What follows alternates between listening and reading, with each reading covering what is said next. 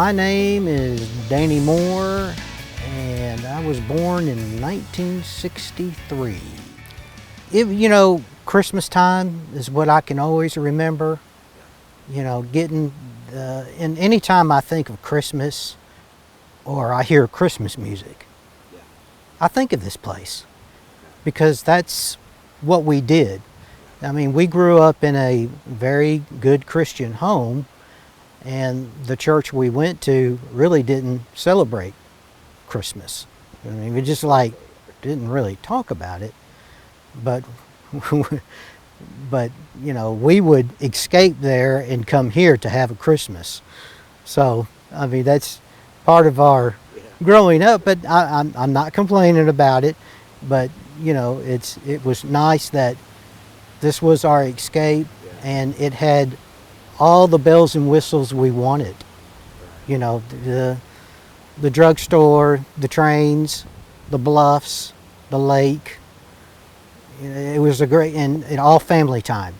And we were with our grandparents and our aunts and uncles, and after I got older, I found out most of the people in town were related to somehow. It's amazing, and that's one of the reasons why I did the documentary. Was, man, this town needs its story told, and it's just got a great history to it.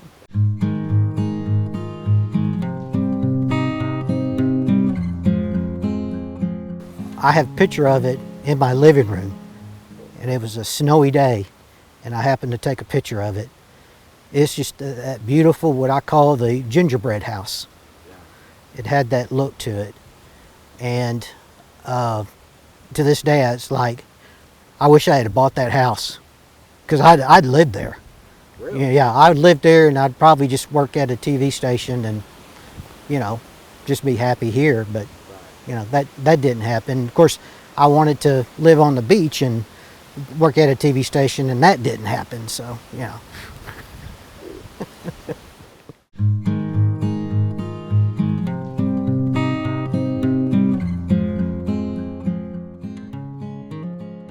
I don't remember walking with him to the quarry. I do remember getting in the car with Nana in that big black Chrysler and driving in the tunnels and just pitch black. But there would happen to be another dump truck in front of us, and she would follow that. But I mean, dark, eerie, and it had this certain smell to it that when we were shooting the documentary, we shot some interviews in the quarry, and I was telling Rick was with me. I said, "You smell that smell? What does that that reminds me when we came and visit Bobby inside the quarry." To me, the Dinky was the coolest thing that we went.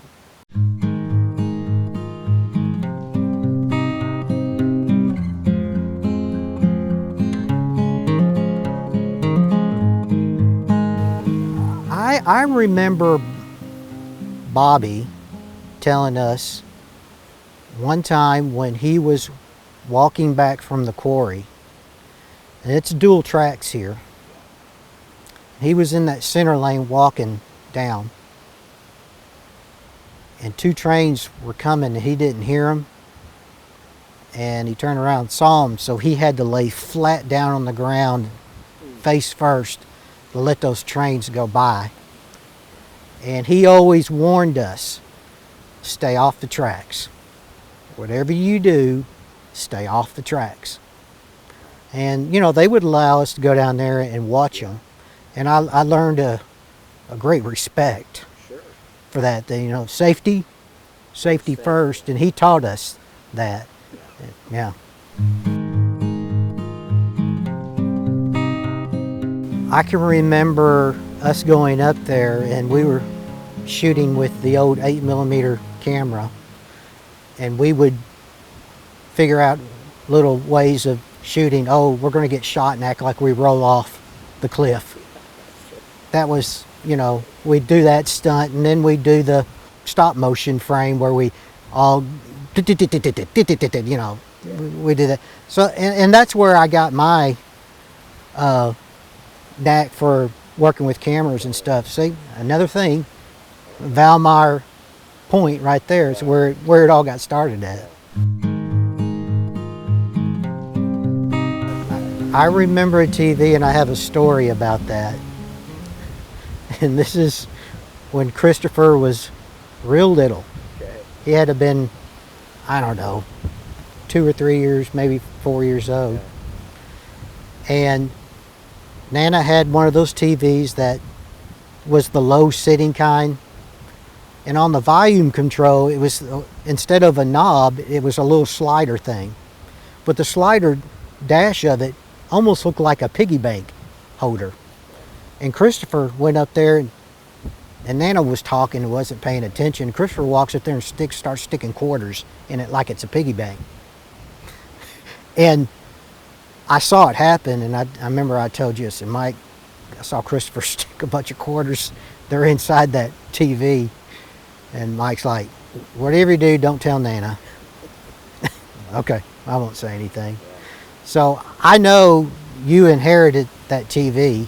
Did you ever find? I think you found found those quarters. $1 worth of change. Yeah, so there was $1 worth of quarters in there. Yeah.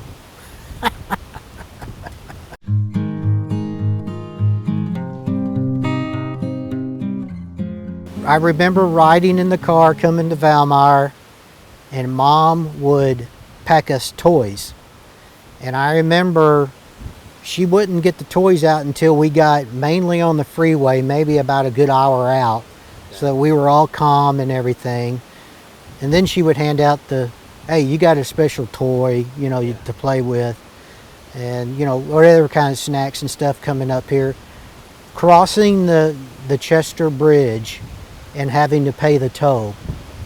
I remember that toll booth. You know, it's just so fascinating to, man, you get to cross this bridge, you get overlook the Mississippi River at night, you know, and sometimes it would be snowing, you know, and always reminded me scenes from It's a Wonderful Life. You know, when he runs across that bridge, you know, and he jumps in and saves it, and then that toll booth. I always thought, oh, they shot that at Chester Bridge. That's where they filmed that scene at. Yeah, okay, I get it.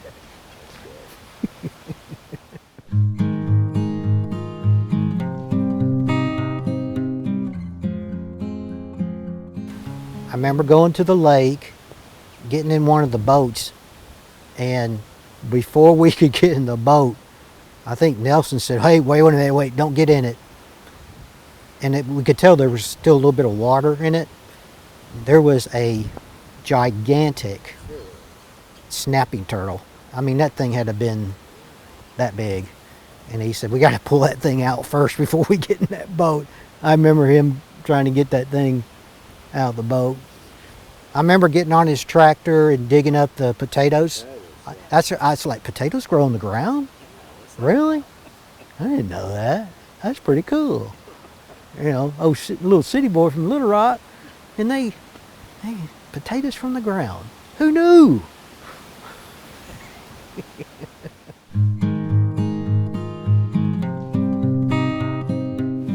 You know, we'll talk a little bit about the flood.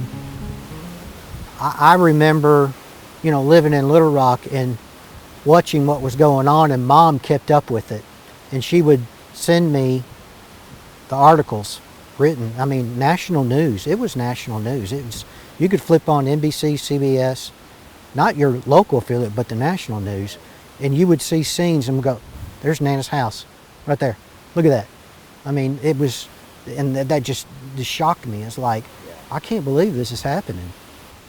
And you know, just be praying for the folks and thinking, you know, help them through this, you know.